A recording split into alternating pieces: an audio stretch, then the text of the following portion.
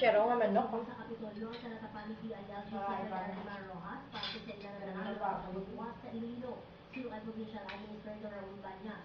Si Rojas, DSWD Secretary Kape dia tu ikut dikitau, wai dah jual kulit. Ay, sa ina na nagwa di man istansya kay Sara. Pero may manang dagat sila. And then, Ari sila dito. kung adlaw ari sila. Going to the hospital to the Camp Alandoni na headquarters ng PNP Mobile Group. Humuksaging lo. To see how the government is handling to the situation. And sigurado din na they are also going there para nga makibalaman sa mga pumulong sa ating mga local leaders kung ano nang plano ng gobyerno sa rehabilitation o sa reconstruction. Maghahalin sa siyudad San Rojas sa Capiz ang mga gabinete ng presidente. Atrasado man ang panahon sa ilang presensya, hindi kulumutin kung sini na atrasado man ang bulig sa ilang ginarepresentan na ahensya. Day one pa lang alam ng responding. So, we should also understand that these people cannot be in many places at one time. Ano, manok lo? To prioritize Lumok na. the demand for their time. Pero wala pa ba yung mas nagawin? Pagkatapos masaglar ang mga lugar na ginhalita ni Pablo Ilaga sa Norte, sulong kay Banya, nakaschedule sila ang pagpalilong sa Kapitolyo para sa pulon ang Provincial Disaster Risk Reduction and Management Council. Upot kay Sir Loren Doque. Ako si Charlene Galvis ang Sada.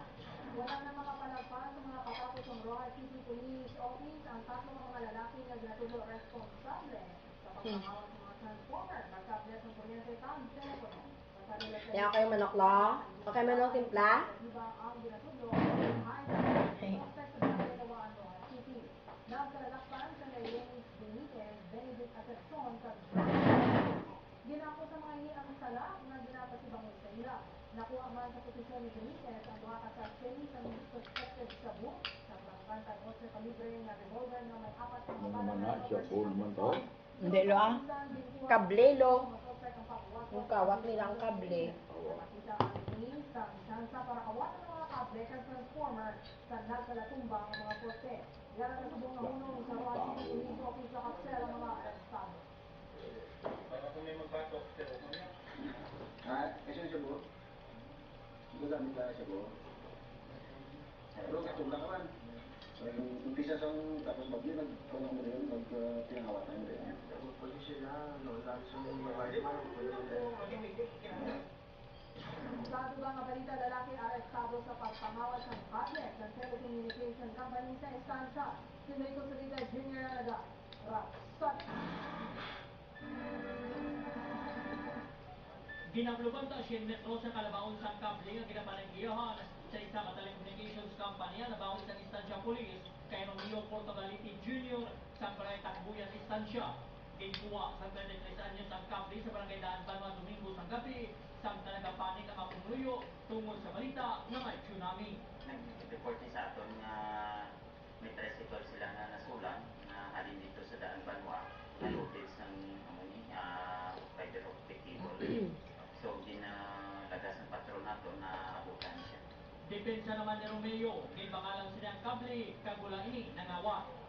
Wala niya sir, kay siyempre, balaan taman nga inaya kung kapli, hindi gidya pwede. Galing di ang akong gidya pagkuhan, nang pinisi na sa iya sir, kasi ang pinisi nga ang muna na klase, hindi na sa iya kiluhon, kaya iba na pinisi. Sa ba mo ka lang? Kilo sir mo. Manok. Hindi ko maano sir, kaya pinagapit yan sa pandulog, nagway man kuga akong motor. 300 pesos ang bakal sini sa talan ng kable. Ati sa siya pagpaniwala ka sa mga pagpangawat ay pasakat sa Estancia Police Station para kay Mario. O kung kay Junmil Haspe, ako si Enrico Suritan Jr. ang Sada.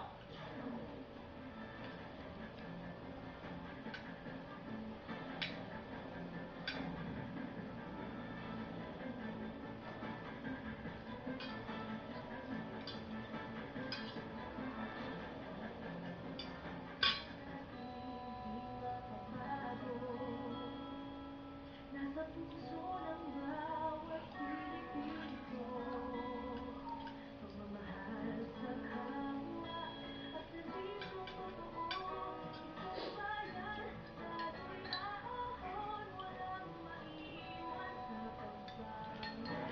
Lo, kailan si mo nga postisuan ka, Lo?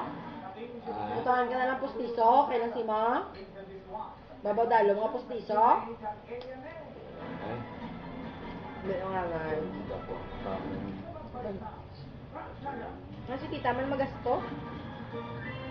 Pila ka bilog bilhin mo ngipulo, makakaon ka pa man mayo? Diba? Pila sa babaw kasi dalo mo, Lo? Babaw, tatlo. Dalo niya? Gayom, di ba? Ano si mo na lang bilhin mo ngipong? Di ba? Apat ko mga bali ng duha.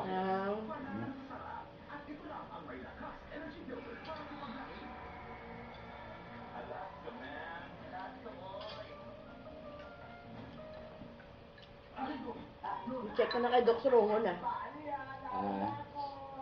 Ano na kay Doc Surongon kung ano gid man.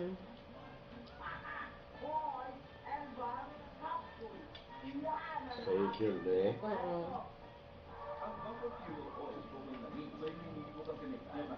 Alin sa atin ikaayong lawa, hindi makasunod sa akong lawas, paano sa aklos ng baho. Pagsunod sa kemikal o sa pagkaon, panit, kung magpahulog o kung mag-ubos sa tubig na may langis. Sa balahibo ng sapa na tapikan ng langis at hindi makasaylo sa tao na nagahubot sini. Ano ang mga dapat himuon? Tandaan, sa tiyon mo may nagmasakit o nagapalati ang resulta sa tubig langis dahil ang ginayon sa pinakamalapit na hospital health center.